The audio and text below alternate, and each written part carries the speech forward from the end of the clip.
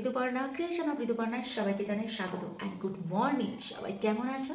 নিশ্চয়ই ভালো আছো, আমরাও ভালো আছি। তো আজকের ব্লগটা এখন থেকে শুরু করলাম। এখন বাজে সকাল 6:30। আমিও আমার কাজ শুরু করব, সাথে তোমাদের সাথে গল্প করাও শুরু করব।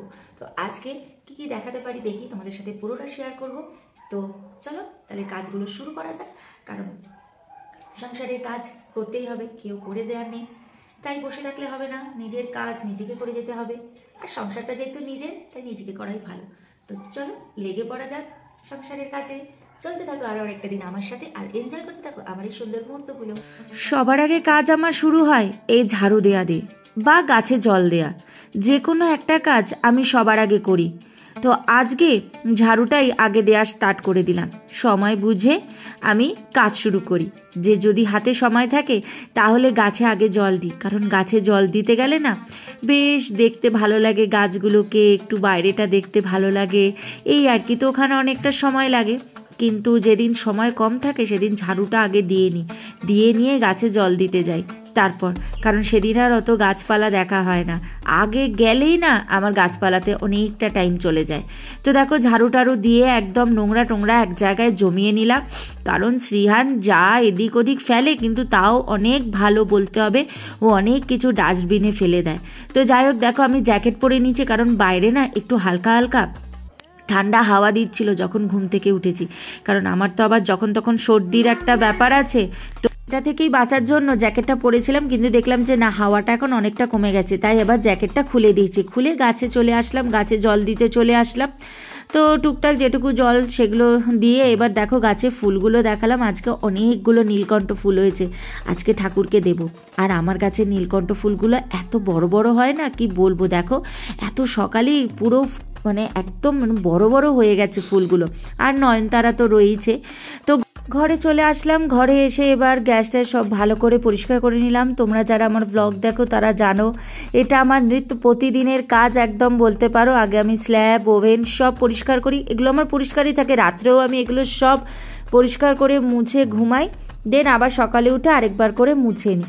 সারা রাত খোলা পড়ে থাকে, তো আবার তো রান্নাবান্না করবো এখানে, তো ভালো করে মুছে টুছে তারপরে কি করলাম, আমার যা যা বাসন আগের দিন রাত্রে আমার মানে ধুয়ে উল্টে রেখে দিই, সেগুলো এখন আবার জায়গার জিনিস জায়গায় তুলে রেখে দিই, দিয়ে তারপরে আবার বাকি কাজগুলো করি।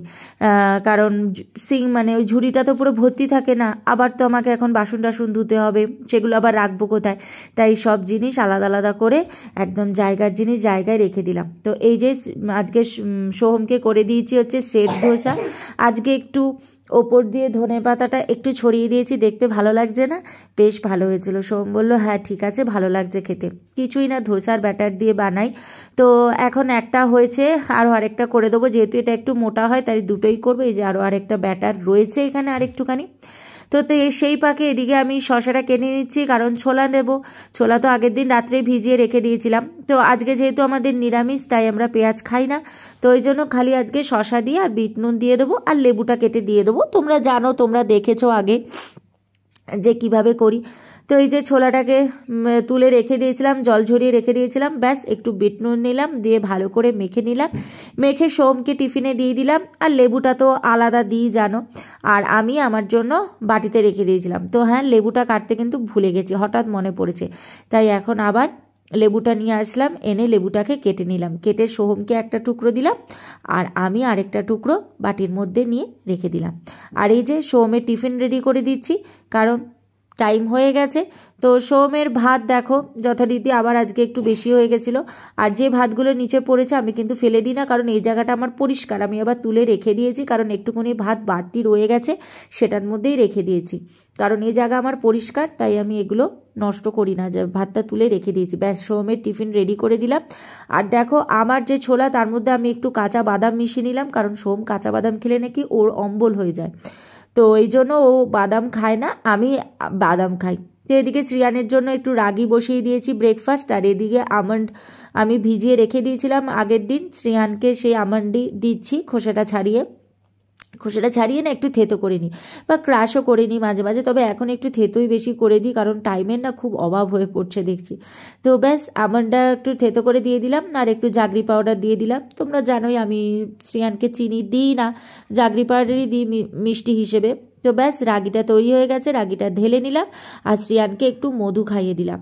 তো যেহেতু আমার এই ব্লগটা একদিন পিছিয়ে চলছে তাই জন্য বলে দিচ্ছি শ্রিয়ানের এখন কাশি অনেকটা কমে গেছে। এটা যখন ব্লগটা করছিলাম তখন অনেকটাই কাশি ছিল, তবে আজকে শ্রিয়ানের কাশি অনেকটা কমে গেছে।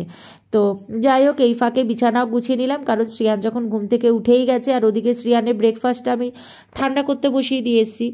তো ঠান্ডা হতে হতে এদিকে আমি সব বিছানা একদম ভালো করে গুছিয়ে নিলাম। গুছিয়ে নিয়েই চলে আসলাম ব্যালকনিতে, কারণ বর্ষা কাজ করার সময় আমি এই জামা কাপড়গুলো একটু তুলে দিই যাতে ওর কাজ করতে সুবিধা হয়। তো ও চলে গেছে তাই জামা কাপড়গুলো দেখো আবার ভালো করে একটু টান করে মেলে দিচ্ছি। আর ওই রডগুলোকেও ওপরে তুলে দিয়েছিলাম, তো ওগুলোকেও একটু নামিয়ে দিলাম, তাহলে বেশ রোদ ফোদ ভালো লাগবে। আর এই জামাগুলোকেও তুলে নিয়েছিলাম, এগুলোকে আবার ভালো করে সুন্দর করে টান করে মেলে দিলাম কারণ বাইরে অবস্থা ওয়েদার একদম বাজে, পুরো মেঘলা হয়ে আছে, তাই ভালো করে না মেললে শুকাবেও না। আর এদিকে দুধটাও দিয়ে গেছে, তাই দুধটা জালে বসিয়ে দিয়ে আমি চলে গেলাম শ্রিয়ানকে ব্রেকফাস্ট করাতে। সকাল থেকে ঝড়ের গতিতে সব কিছু করে নিলাম। এইবারে হচ্ছে শ্রিয়ানকে ব্রেকফাস্ট করাবো। শ্রিয়ানকে ব্রেকফাস্ট করিয়েই ওর টিফিনটা রেডি করে দেবো, ওকে স্কুলে পাঠিয়ে দেবো। তারপরে তো আজকে পুজো টুজো আছে, আজকে পুজো দিতে টাইমও লাগবে, তো পুজো টুজো করে তারপরে আবার রান্নাঘরে আসবো। তো সে অনেক পরের কথা, এখন কথা হচ্ছে শ্রিয়ানকে আগে ব্রেকফাস্ট করাবো। ওর ব্রেকফাস্ট ঠান্ডা হয়ে গেছে, এর ফাঁকে অনেক কিছু কাজ করে নিলাম। দুধটা জাল দিতে বসিয়ে দিচ্ছি, দুধটা একদম কমিয়ে রেখেছি। তো চলো শ্রিয়ানকে এবার ব্রেকফাস্ট করিয়ে ওকে স্কুল টুল শান্তিতে দিয়ে আসি, তারপরে আবার কাজকর্ম শুরু হবে। এই হচ্ছে শ্রিয়ানের আজকে টিফিন। দুটো বিস্কুটের মধ্যে জ্যাম লাগিয়ে দিয়েছি, দুটো লিটিল হার্টস দিয়েছি, আর এটা স্ট্রবেরি, ডাই স্ট্রবেরি, আর এটা হচ্ছে কাজু। শ্রিয়ানকে স্কুলে দিয়ে চলে এসেছি। এবারে হচ্ছে সিঙ্কে এক পাহাড় বাসন, তোমরা জানোই আগেও দেখিয়েছি যে সকালে ব্রেকফাস্টের পরে যত বাসন, এই যে এক গাদা বাসন আছে এখানে, তো এগুলো হচ্ছে সব ধোবো, এখন পরিষ্কার করব। এগুলো ধুয়েই সোজা চলে যাব স্নান করতে, পুজো দেব, দেন আবার কিচেনে আসবো, তারপরে রান্নাবান্না হবে। তো সবই সময়ের মধ্যে করতে হয়, সময় যেটুকু সময় সেই সময়টাকেই ভাগ করে করে নিয়ে কাজ করতে হয়, তাই সকালে বসার সময় এক ফোঁটাও পাই না। তো শ্রিয়ান স্কুলে চলে গেল, তো একটা ধাপ আমার পূরণ হলো। এবার আরেকটা ধাপ শুরু হবে, বাসন মাজা, স্নান করব, পুজো করব, দিয়ে রান্না বান্না, ওটা আরেকটা ধাপ আমার শুরু হবে এখন টাইম। তো আর বেশি কথা বলবো না, চটপট কাজগুলো শুরু করে নিই, নাহলে এই সময় নষ্ট, তার সাথে সাথে আমিও লেট রান করব। তারপর তো লেটে রান করলে তো হবে না, আমাকে তো সময় নিয়ে চলতে হয়, সময়ের মধ্যে কাজ শেষ করতে হয়, কারণ আবার ওই যে আরেকজনকে স্কুল থেকে নিতে যেতে হবে, তার খাওয়া দাওয়ার টাইমে দিতে হবে। তাও এখন টাইমটা অনেকটা পিছিয়ে গেছে, আরও আগে খাওয়াতাম, কিন্তু এখন হয় না, টাইম একটু বেশি লেট হয়ে যায়, 1:30 বেজে যায়। আগে 1:30তেই বসিয়ে দিতাম, আর এখন 1:30 বেজে যায়। তার উপরে বাইরের ওয়েদার এত বাজে, এই যে দেখেছো সবে এখন টিম টিম করে একটা রোদের আভাস দেখা যাচ্ছে। এই দেখো এখানে এই হালকা একটা রোদ উঠেছে, মানে তাও ভালো রোদ নয়, জামা কাপড় তো পুরো ভর্তি। এবার কখন শোকাবে জানি না, আর শুকিয়ে গেলেও না মনে হয় যেন ভেজা ভেজা, ওই যে ঠান্ডা ঠান্ডা হয়ে রয়েছে মনে হয় যেন ভেজা। আর এই রোদ ছাড়া সকালে দেখবে জামা কাপড় একটা গন্ধও হয়ে যায়। তো জানি না, দেখি যদি রোদ ওঠে তো ভালো, কারণ এখন এরকমই আবার ওয়েদার হয়ে গেছে। মাঝে কয়েকটা দিন তো ভীষণ রোদ দিয়েছিল, ভীষণ, যা রোদের তাপ মানে কি বলবো। আবার এখন 2-3 দিন ধরে দেখছি সকালে রোদ ওঠে, কিন্তু তারপরেই রোদ ফোদ গিয়ে মানে মেঘ হয়ে যায়। তো আজকে তো এখনো অবধি রোদই ওঠেনি, অন্যদিন তাও সকালে একটু রোদ দেয়, আজকে সেই রোদটাও ওঠেনি। একটা টিমটিমে করে কি একটা রোদ দেখলাম, দিয়ে আবার কোথায় চলে গেছে রোদ, মেঘলা। এবার বাসন মাজাগুলো শুরু করে দিই, যত বেশি কথা বলবো তত আমার লেট হবে। তো চলে এলাম বাসনপত্র ধুতে, কারণ সিঙ্কে জমিয়ে রাখলে মুশকিল। এই কথা আমি বারবার তোমাদের সবসময় বলে থাকি যে আমি বাসনপত্র একদম জমিয়ে রাখতে ভালোবাসি না। যখনকার বাসন যেটুকু ভরে সেটুকুই মানে মেজে ধুয়ে নিই, তাতে আমারও সুবিধা হয় আর মাজতেও সুবিধা হয়। নালে এত বাসন ভরে গেলে না এই সিঙ্কে মাজাও যায় না ভালো করে। তো যাই হোক, চলো বাসনপত্রগুলো ধোয়া হয়ে গেছে, এইবারে যাব স্নান করতে, কারণ পুজো দিতে হবে তারপরে। তো স্নান করে চলে এলাম গাছে ফুল তুলতে। বলো তো, গাছ থেকে ফুল তুলে পুজো দিতে কার না ভালো লাগে। আর যে কটা নীলকণ্ঠ ফুল ফুটেছিল সেগুলো প্রত্যেকটা তুলে নিলাম, তুলে নিয়ে আগে রেখে আসলাম। আর দেখেছো ফুলগুলো কত বড় বড় হয়েছে, তোমাদেরকে বললাম না আমার এ গাছে অপরাজিতাগুলো ভীষণ বড় হয়। তো এই প্রাপ্তি ছিল আজকে আমার। আর এবারে নয়নতারাগুলো তুলে নিয়ে চলে আসলাম।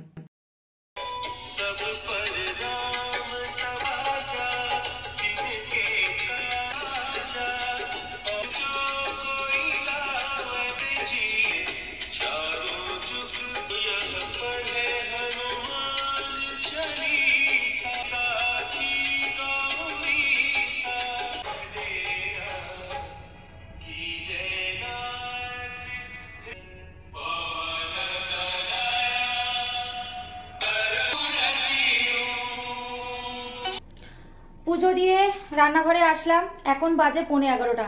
কারণ মঙ্গলবার দিন একটু পুজো দিতে লেটই হয়, একটু বেশি সময় লাগে মঙ্গলবার পুজো দিতে। তো এখন 11:15 বেজে গেছে। এসেই আগে আমি চটপট ভাতটা বসালাম। আর আজকে শ্রিয়ানের জন্য করব হচ্ছে ডালিয়া। আজকে নিরামিষ, তো ও নিরামিষ খায় মঙ্গলবার, শনিবারটা খায় না, শনিবারটা আমরাও খাই কিন্তু ও খায় না, ও মঙ্গলবারটা খায়। আমরা নিরামিষ খাই, ও খায়। তো ওকে আজকে শ্রিয়ানকে করে দেবো ডালিয়া, সোয়াবিন দিয়ে দেখছি ডালিয়াটা করে দেবো, কারণ সোয়াবিন খাওয়াটাও খুব ভালো, তো খুব প্রোটিন থাকে। তো ভাবছি শ্রিয়ানকে আজকে ডালিয়া দিয়ে করে দেবো। আর আমাদের জন্য কি করব ভাবছি, কারণ ঝিঙে আলু পোস্ত তরকারিটা তো বানাচ্ছি, আর একটু পোস্ত বাটা করার ইচ্ছা আছে। তো দেখি পটল করব নাকি আর করব, কারণ আজকে তো মাছ মাংস কিছু হবে না। তো ঝিঙে আলু পোস্তটা তো করবো, সেটা তো ভেবেই রেখেছি। আর তার সাথে পটল করব না ঢেঁড়স করবো সেটাই চিন্তা ভাবনা করছি, কারণ নিরামিষ তো ওই জন্য। তো দেখছি, চলো আগে ঝিঙে আলু পোস্তটা বসিয়ে দিই আর শ্রিয়ানের ডালিয়াটা রেডি করি, তারপরে চিন্তা ভাবনা করছি। এখন শ্রেয়ানের ডালিয়াটা রেডি করে নেব। ওই যে সয়াবিনটাকে কিন্তু জলের মধ্যে ভিজিয়ে রেখে দিয়েছি, আর এখানে ডালিয়াটা নিয়ে নিলাম, আর একটু মুগ ডাল নিয়ে নিলাম।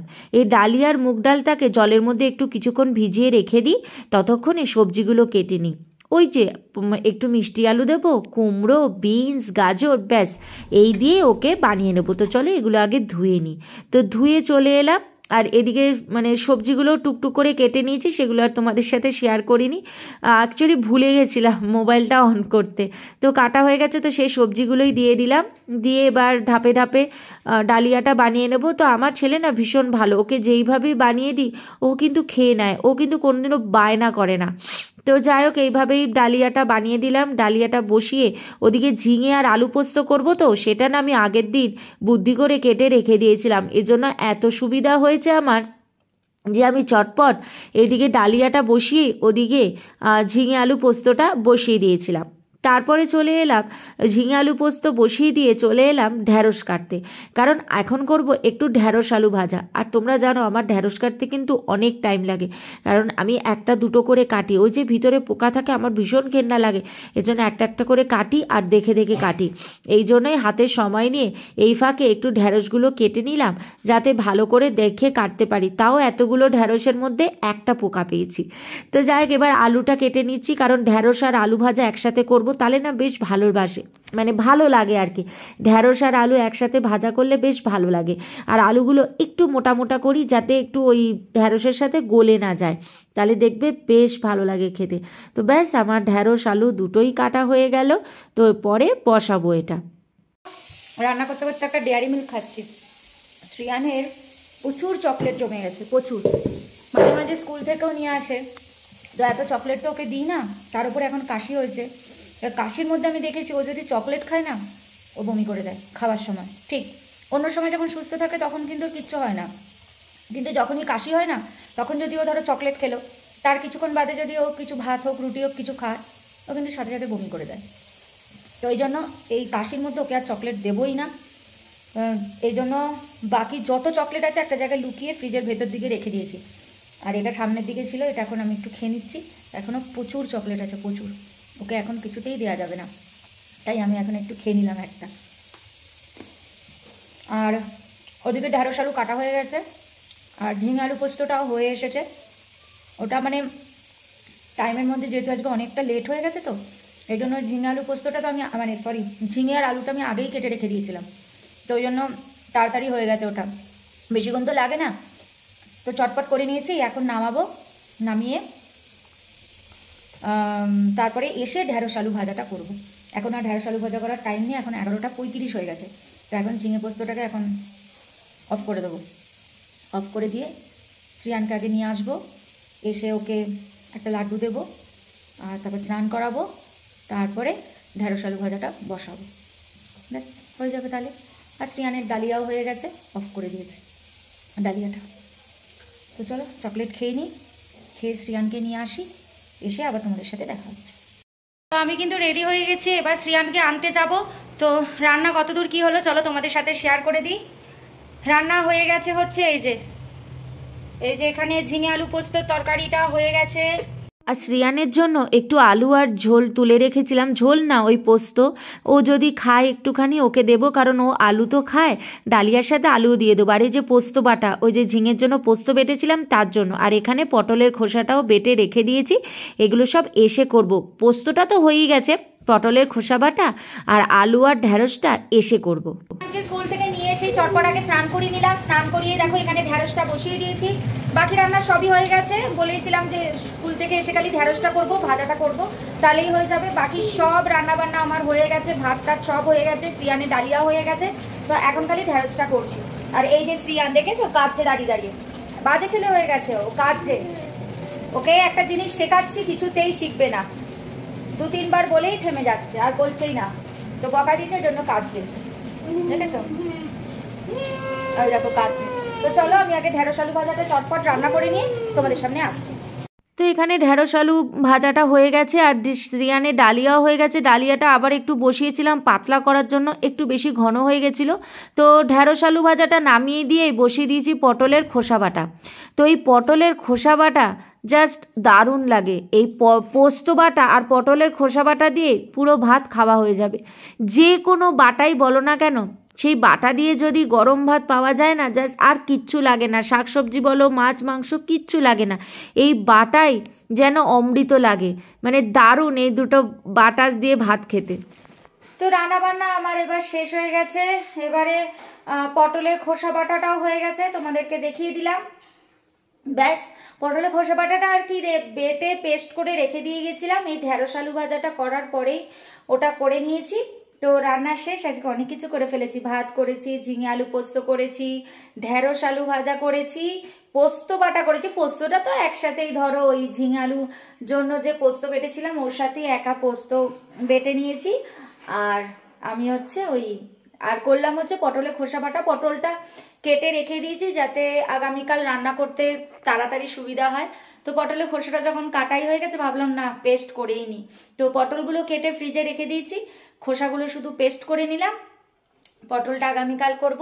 ব্যাস শ্রিয়ানের ডালিয়া হয়ে গেল। আর শ্রিয়ানের জন্য ঝিঙে আলু পোস্ত একটু তুলে রেখে দিয়েছি, লঙ্কা ছাড়া, যদিও খায় তো ওকে খাইয়ে দেবো, তা নাহলে দেখছি নয় আমরাই খেয়ে নেবো, যদিও খায়, কারণ ও খায় আলু টালু একটু খায় এইভাবে তরকারিতে দিলে। তো দেখছি যদি খায় তো ওকে খাইয়ে দেবো, আর তা নাহলে আমরাই খেয়ে নেবো। এবারে রান্না শেষে যা বাসন ভরেছিল, ওই যে কড়াই কুকার, ব্যাস, নালে আমি তো রান্না করতে করতে টুকটাক যা বাসন ভরে ওগুলো কিন্তু আমি সব ধুয়ে নিই, তাই রান্না শেষে আর বেশি বাসন কিছু থাকে না, থাকে কি বলো তো, ওই কড়াই, কড়াইয়ের ঢাকা, কুকার, হাতা, খুন্তি, ব্যাস এইটুকুই পড়ে থাকে, এগুলোই জাস্ট রান্না শেষে আমাকে ধুতে হয়। তো রান্না করে বাসন টাসন মেজে তারপরে ওভেন টোভেন সব পরিষ্কার করে নিয়েছি, পরিষ্কার করে গপুকে খেতে দিয়ে শ্রিয়ানকেও খাইয়ে দিয়ে আমিও খেয়ে নিয়েছি। তারপরে চলে এসেছি জামা কাপড় তুলতে, যেই জামা কাপড়গুলো শুকিয়ে গেছিলো সেগুলো তুলেছি, আর যেগুলো দেখো ভেজা একটু সেগুলো দড়িতেই আবার ভালো করে মেলে রেখে দিলাম, কারণ বললাম না রোদ নেই, একদম বাজে ওয়েদার, তো কয়েকটা জিনিস শোকায়নি, তো ওই জন্য ওগুলোকে আবার দড়িতেই ভালো করে মেলে রেখে বাকিগুলো ঘরে নিয়ে চলে গেছিলাম। তো সব জামা কাপড়গুলো তুলে নিয়ে চলে আসলাম, এই যে এখানে জমিয়ে রেখে দিয়েছি, তবে এখন ভাঁজ করবো না, এখন এবার একটু নিয়ে রেস্ট নেব, কারণ সত্যি আর পাচ্ছি না, এবার একটু রেস্টের দরকার, কোমর টোমর ব্যথা হয়ে গেছে, সে কোন সকাল থেকে চলছে যুদ্ধ। এখন 3টে বেজে গেছে, প্রায় 3:30 বাজতে যায় এখন।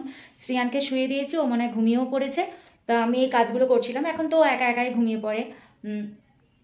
তো চলো এই জামা কাপড়গুলো পরে দেখছি, হয় রাত্রেও গোছাতে পারি, দেখি কখন গোছাই, তবে এখন তো একটু রেস্ট নেব, এখন একদম জমা করে রেখে দিয়েছি এখানে, এখন আর পাচ্ছি না। তো ভিডিওটা তাহলে এখানেই এন্ড করে দিলাম। সকাল থেকে দুপুর অবধি পুরোটাই আমি যা যা দৈনন্দিন যা যা কাজকর্ম করি সেগুলো পুরোটাই তোমাদের সাথে শেয়ার করলাম।